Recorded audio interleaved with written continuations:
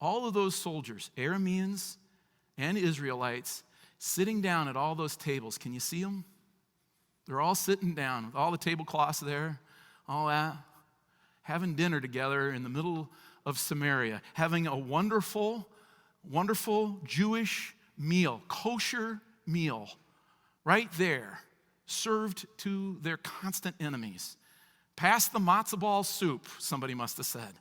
Salt and pepper and ketchup and wine and everything else. What must that have been like? It was awkward at first, but then they tried that matzo ball soup and they started talking about how good it is. And then they started talking about how their mother is a great cook, and they started telling stories. And all of a sudden they were, well, I guess they were friends. And they sent them on their way with a pat on the back, and we are told that the Arameans never came back that way for an entire generation. They stopped fighting against the Israelites. This is peace by means of grace, not by means of ugly words and rhetoric.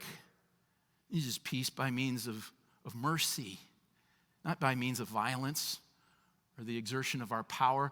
Whether those men knew that, gathered around that table, sharing stories and passing the bread and the matzo ball soup, whether they realized it or not, this was peace by means of God's love.